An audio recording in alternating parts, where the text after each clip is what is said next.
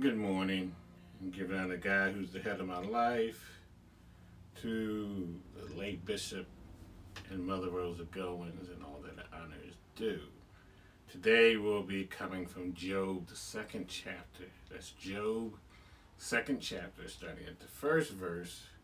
And the title is Popular Opinion, Part 2. We're going to continue on with popular opinion. Last week I talked about the phrase and the meaning behind contrary to popular opinion.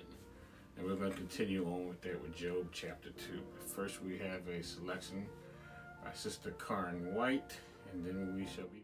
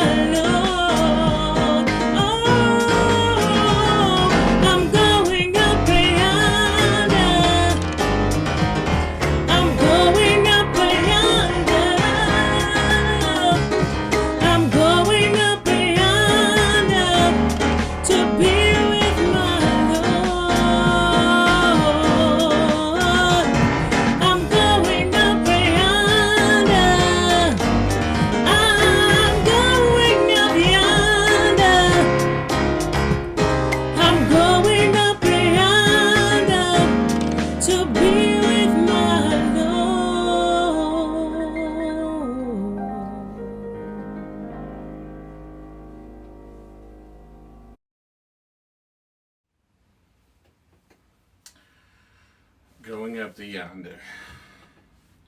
I was speaking to a friend the other day, and they were telling me how it's a struggle for them to believe, but that thing they've seen from my page and me has made them want to believe. And we all have to remember that that is really our main purpose as believers, to try to inspire others to believe as well. But on today, I wanted to talk about popular opinion, because if we look back over things that have been going on, there's a lot of things that are based on popular opinion, and we see a lot of people who feel like based on popular opinion, that's what should be. But we have to understand popular opinion doesn't mean it's right, doesn't mean it's the truth. It just means it's a popular opinion. And sometimes we have to be very careful with that, because we can get caught up in what's popular, regardless of if it's wrong, but because it's the popular thing, we tend to gravitate towards that and want to stick with that because it's the popular thing. It's what everybody thinks, believes, and should happen. But that doesn't make it right. So that's one of the things I want to speak on today. But in Job, the 2nd chapter. And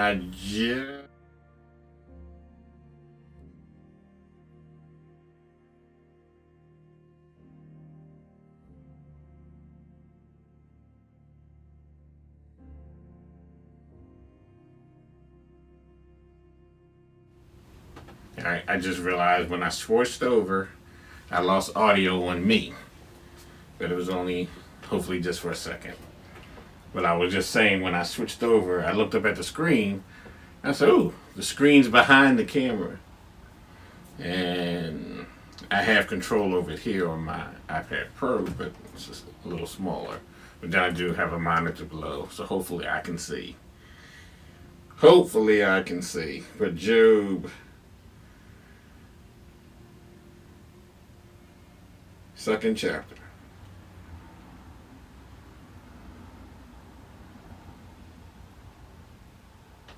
And my control over it. There we go. Starting at the first verse. And it reads, "Again there was a day when the sons of God came to present themselves before the Lord, and Satan came also among them to present himself before the Lord." Because you got to remember, Satan was an angel. So when the sons of God show up, he comes along. "And the Lord said unto Satan, From whence thou come? And Satan answered the Lord and said, From going to and fro in the earth, and from walking up and down in it. And the Lord said unto Satan, Hast thou considered thy servant Job?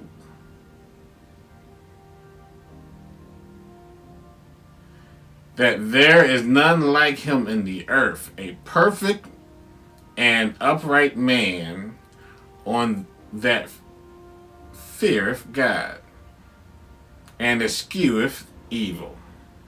And still he holdeth fast his integrity, although thou movest me against him to destroy him without cause.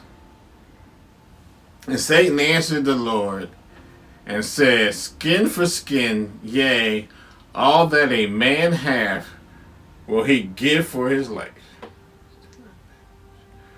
5th verse says, But put forth thine hand now, and touch his bone and his flesh, and he will curse thee to thy face. And the Lord said unto Satan, Behold, he is in thy hand, but save his life. So the Lord said, Do what you will to Job. I trust and believe that he will not forsake me. He'll still have his faith. He'll still trust in me, no matter what you do to him, except kill him. He said, Go right ahead.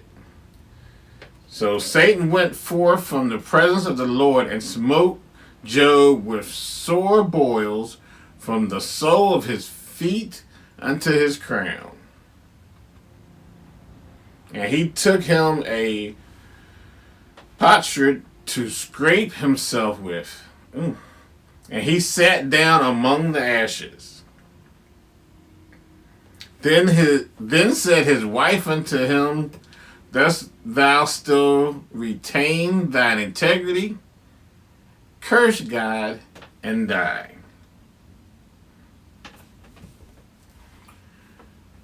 If we look at everything that's been going on with 2020, all the things that happened with the pandemic, with all the lives lost, all the unrest, all these things happening, some of us might feel like we're going through the trials of Job.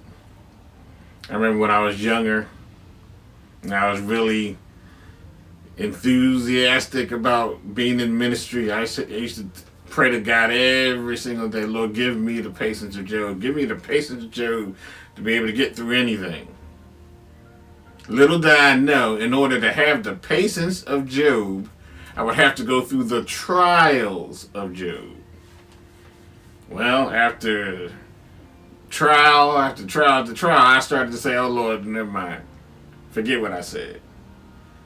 Just give me some patience. But don't give me the patience of Job, because I don't think I can take any more of going through all these things to get to that point. Now, Job, whose integrity was so great that God was boasting about him, and to put it plainly, God said to Satan, I bet you Job will never turn against me. And Satan was like, oh really? I bet you if you let me go down there and really get to him, that he will change his mind. God said, go right ahead. He said, I bet I will. I bet you won't. And this is literally what the discussion, and I'm paraphrasing, but just to get the understanding, this is pretty much what it was. God said he'll never turn against me. And Satan said, I bet you if you let me do whatever I want to do, he'll change his mind. And this is what the story is about. It got so bad that Job's wife looked at him and said, are you still trusting and believing in God? Why don't you just curse him and die? Now, this is his wife, his ride or die, his true love. But she's looking at him and all that he's going through. She's like, you need to just curse God and die. It'd be better than going through what you're going through. Just try to sit here and trust God through these things you're going through. Now, mind you, it goes on to explain how his friends come to see him. Before they even get close to him, they can barely recognize him. They're like, oh my God. They fall down and start tearing their clothes and wailing and crying because they see the condition Job is in before they even get close. And they're looking at him like, this is too much. Oh my God. They start crying and praying, and oh Lord. They get up to go to him. They don't even know what to say to him. Job wound up losing all his flocks, his family. All these things happened to Job. But Job refused to turn away from God. Now, in the midst of the stuff we're going through right now, this is how we need to be. That regardless of what comes before us, we refuse to turn away from what we believe. If we can be that steadfast and immovable in our faith, to be able to trust God no matter what happens and what comes, the blessings come.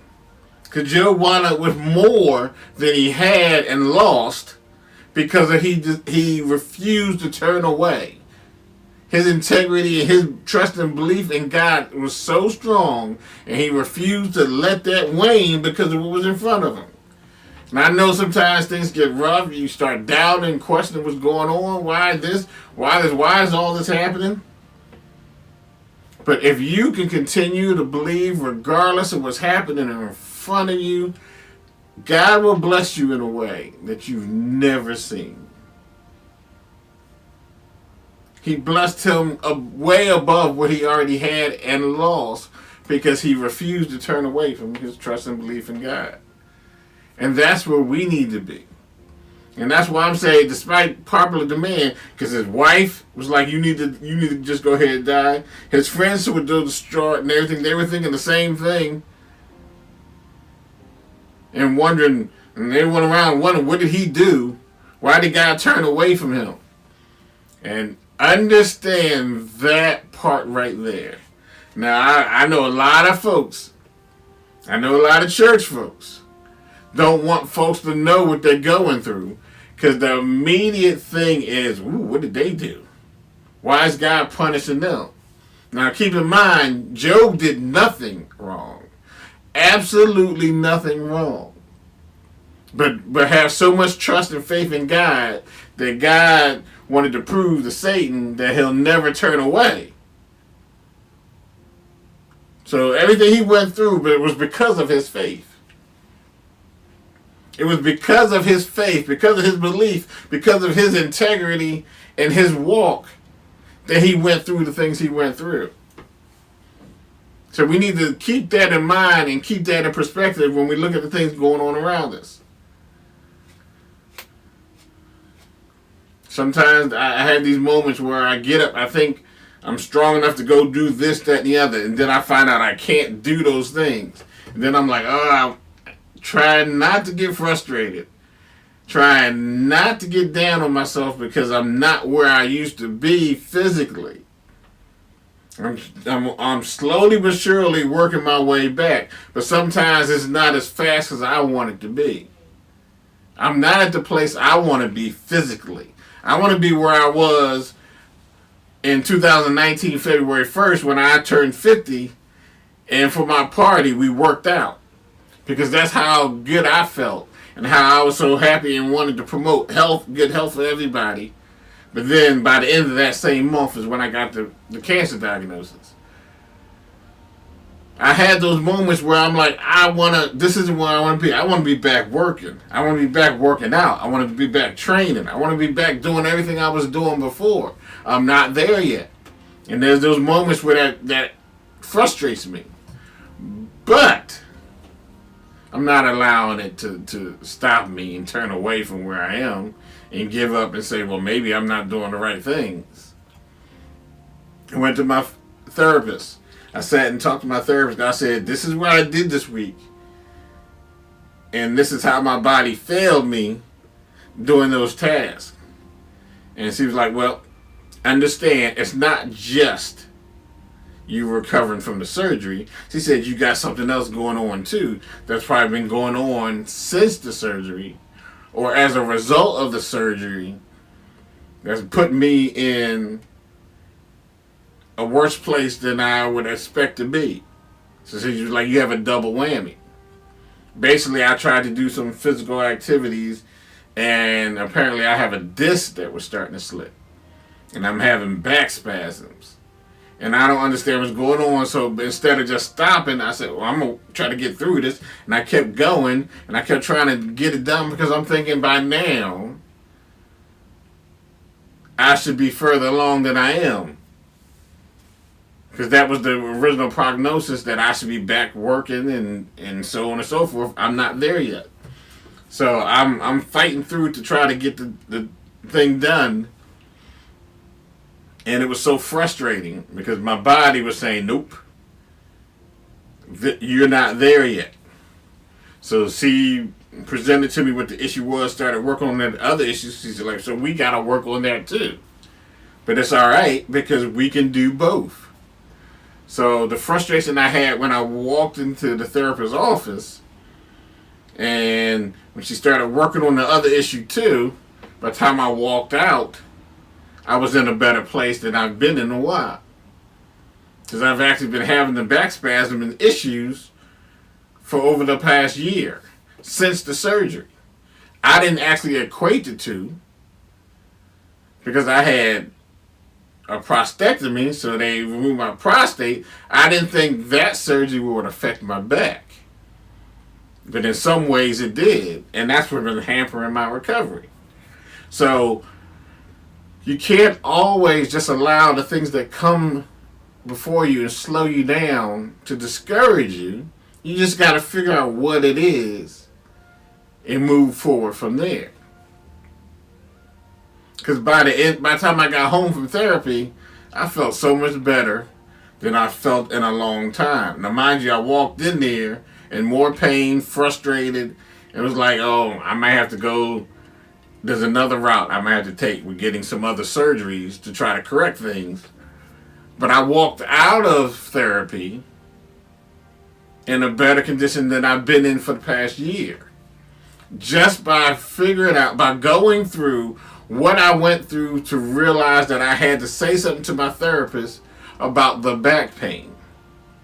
When I told her what happened, how I couldn't complete this simple task and started having spasms and all this pain in my back and how it was aggravating my other issues that I was there for in the first place, she was able to address it, and I walked out of there feeling better than I have in a year. Only because it was able to be addressed, because I went through the pain, I went through the difficulty of having those spasms, to discover that disc that was slipping, to realize that that's been a problem for over a year, but I never equated the two. I was always thinking it was something else. I thought it was inactivity. I said, well, maybe my back is spasming because I'm not working out like I was. Because I was pretty much working out almost every day. If I wasn't in the gym, I was on my bike. If I wasn't on my bike, I was trying to do some other exercises in between. All these things I was doing, so my thought was I was just out of shape. But I had to go through that pain I went through last week to get me to a point where I feel better again than I felt in over a year. So understand, even with Job went through everything he did for God to prove to Satan that Job would never turn away.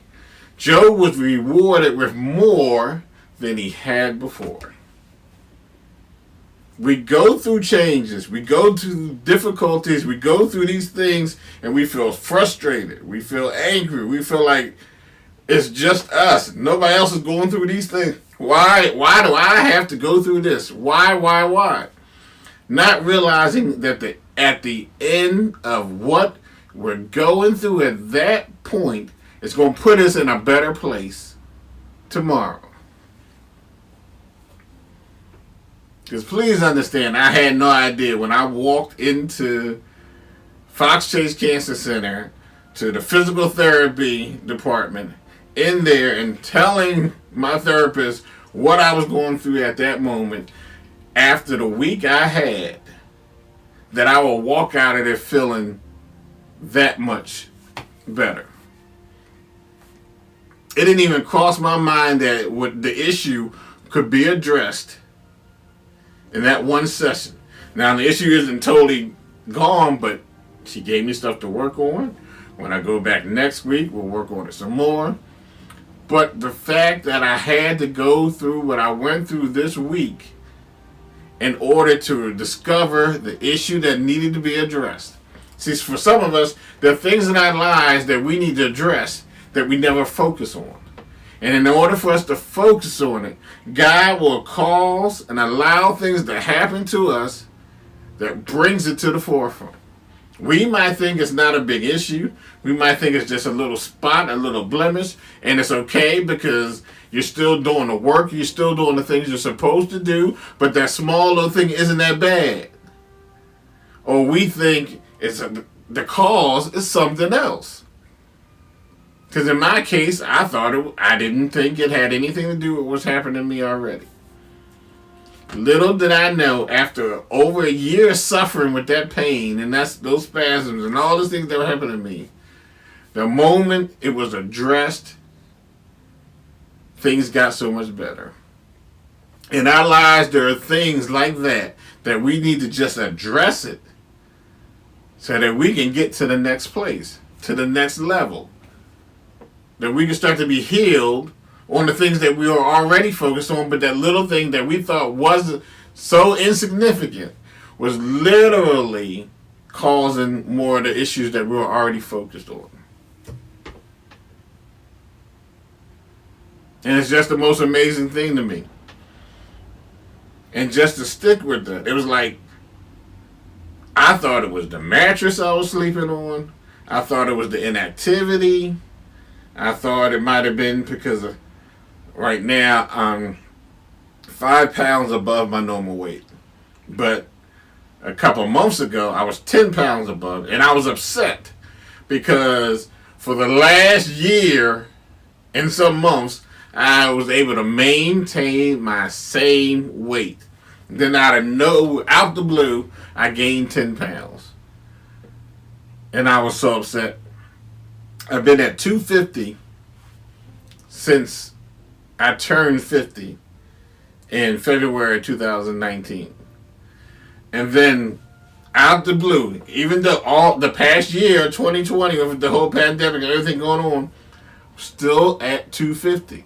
And then all of a sudden I got on the scale at a doctor's visit, and it said 260. I said, wait a minute. And then I looked down. I had already taken off my hoodie. I had taken everything out my pockets. And I'm trying to figure out, where did that 10 pounds come from? Then they were telling me that some of it was water weight. We addressed that issue. Got me down to 255, where I am now. So I'm thinking maybe the pain is coming from that. But everything is just so crazy that it was never addressed like it should have been, that there was an actual issue with my back. Because I didn't have any back problems up until the surgery. So in my mind, I don't have a back issue. But sometimes when you have operations, sometimes when they're in there and there are changes to your body, things happen. But I said all that to say, there are things in your life that need to be addressed, and sometimes you got to go through something to bring that issue to the forefront so that you can move forward.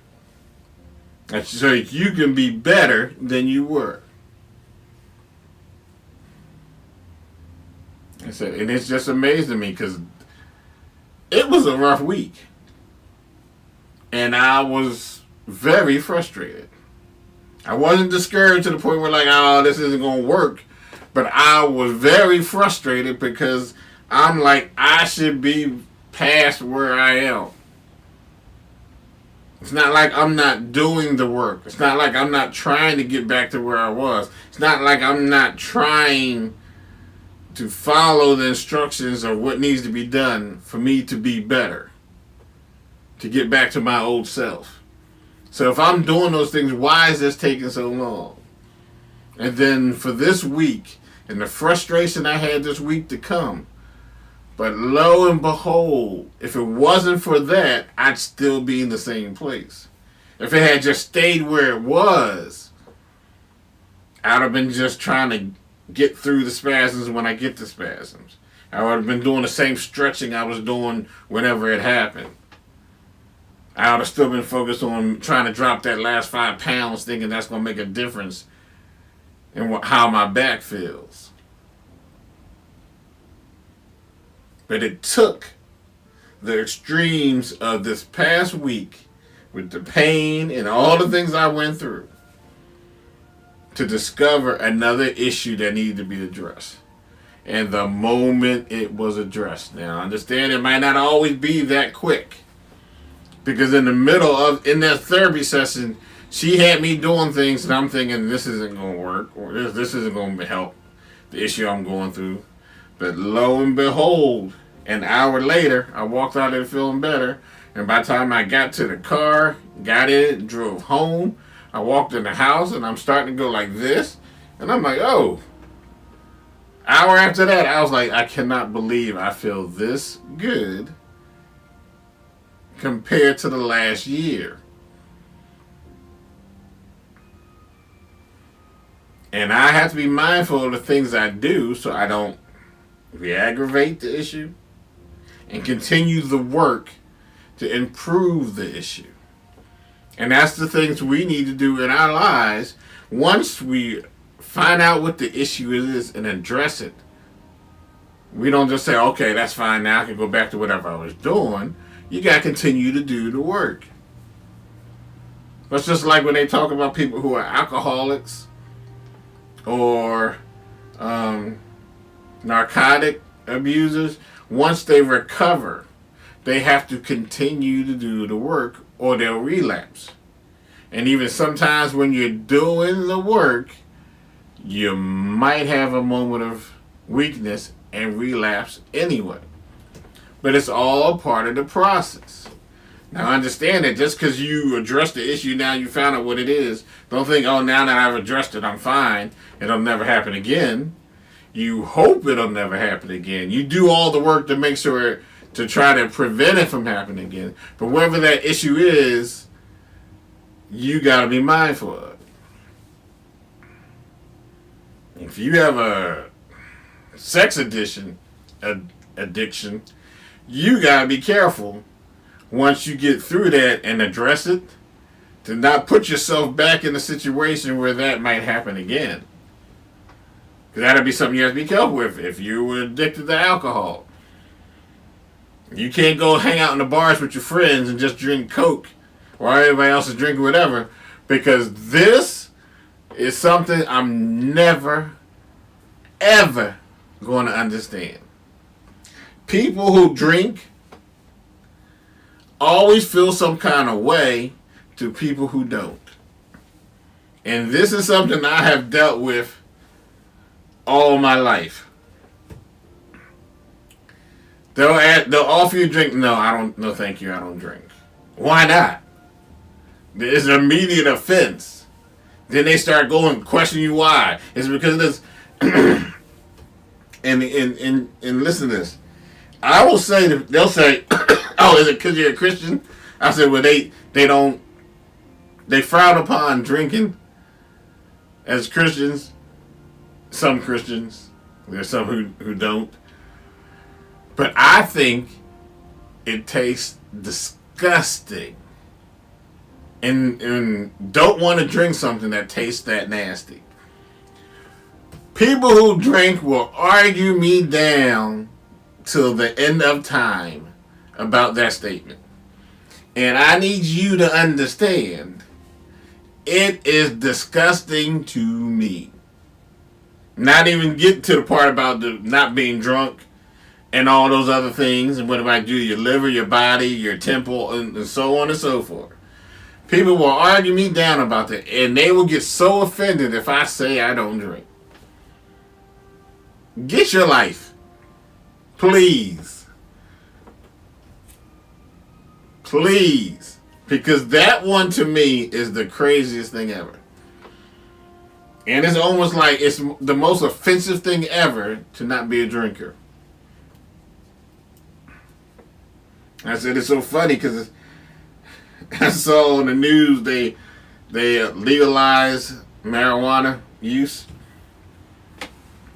And I was in New Jersey the other day, and the smell of marijuana never went away where I was outside.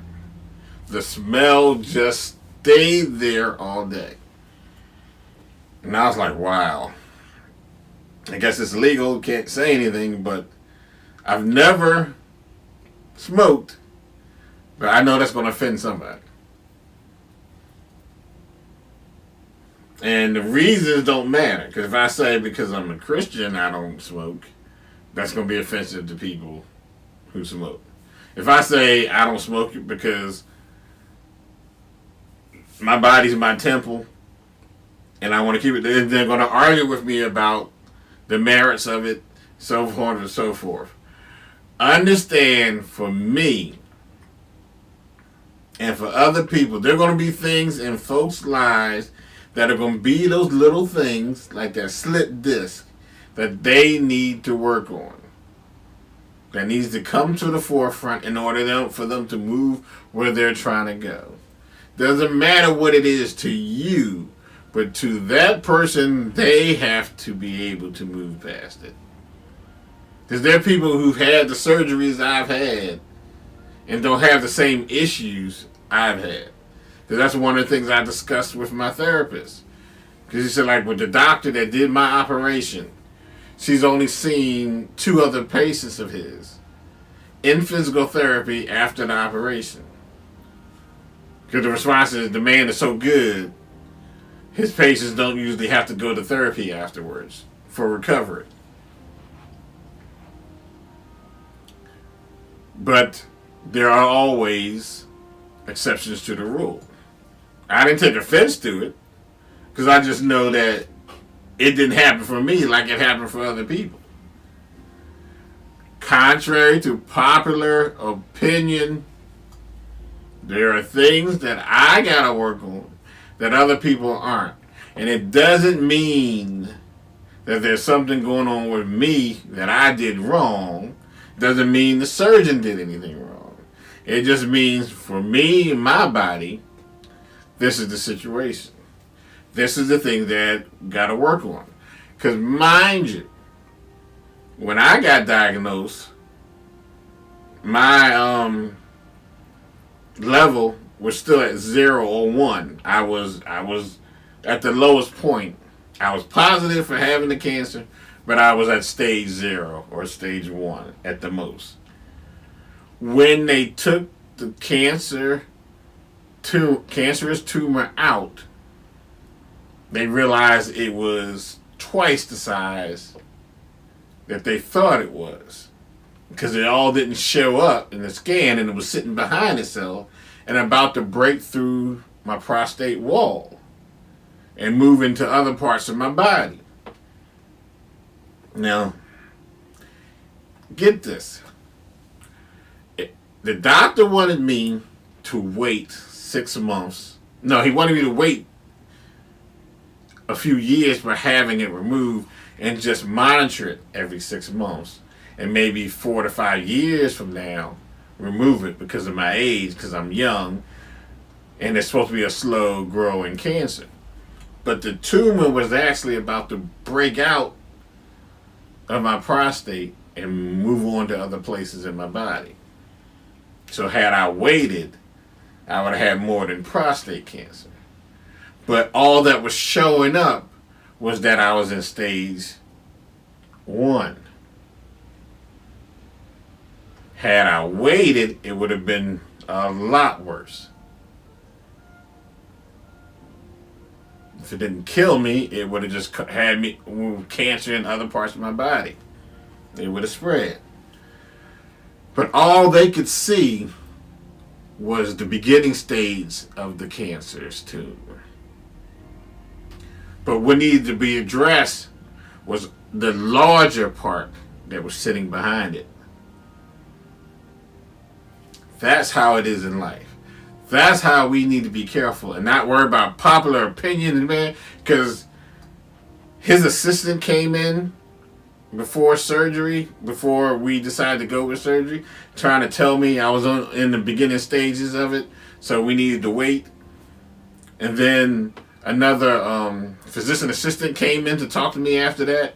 And then he came in and talked to me. We spent 45 minutes in that office with them just trying to talk me out of having surgery. Because to them, it was just this little thing. And I could go for a few more years without having it removed. But in reality, it was about to break out and spread throughout my body. That is one of the best correlations to this lesson ever. Just because you think it's a small little thing doesn't mean that's really all it is. Because after the surgery, he came into my room and was checking on me. He said, well, I just wanted to say, and he paused and hesitated. When we went to go take it out, it was a lot bigger than we realized. And it was literally about to break through the wall of your prostate. And so they wound up taking out a lot more than expected, which is why they think I'm still in physical therapy now. Understand that the popular opinion isn't always the right one. For Job, everybody thought he needed to just curse God and die. Had Job did that, he would have left this earth at his lowest point, having lost everything and being in that sick. and then just dying, instead of him holding on and winding up with more than he ever had. Had I waited for surgery, like the popular opinion was that I was young and I had plenty of time to get it removed, I would have been in a worse case. I would have been in such a worse situation than I was.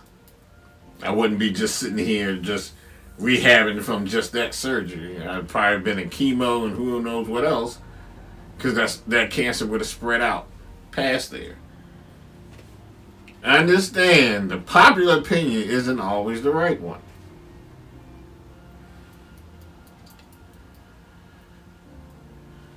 It's just amazing to see how things work.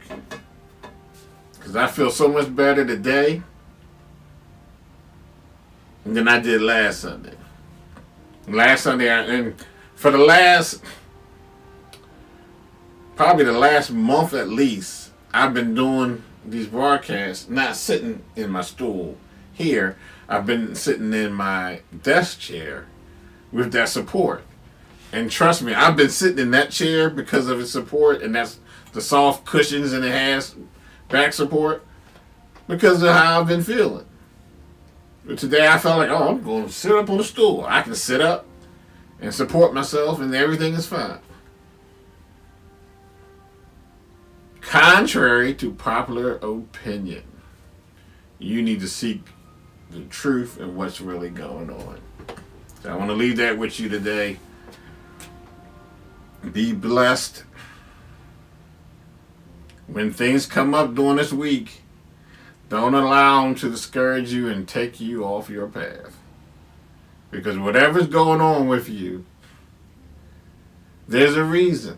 And what's on the other side is for your good. All right?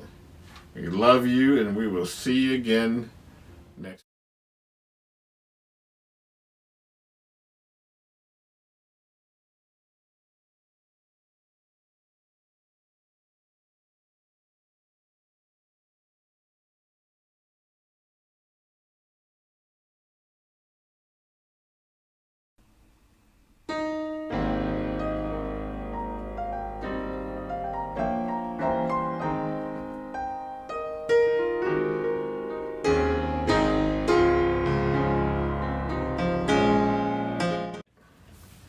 All right, so that's my fault.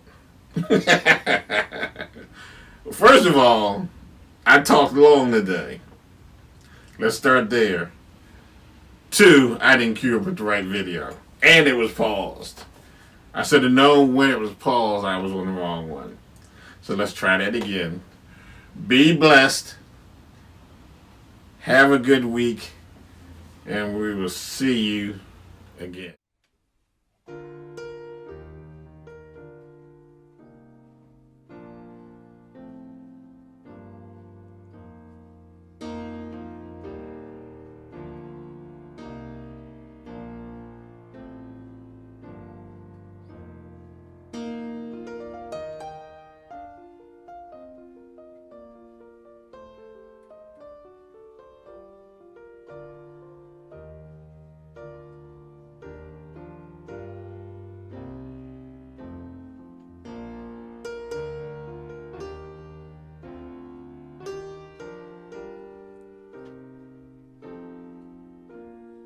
May your struggles keep you near the cross.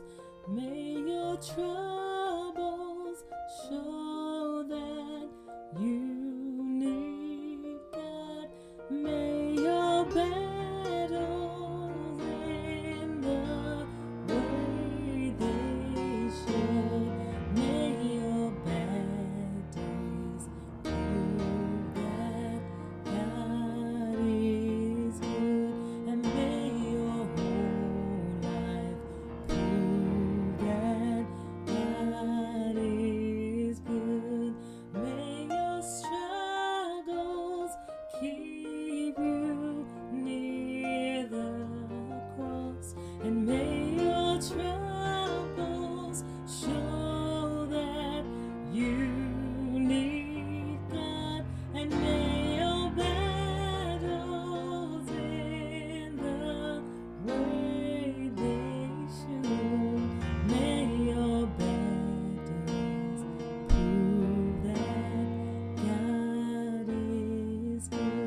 and may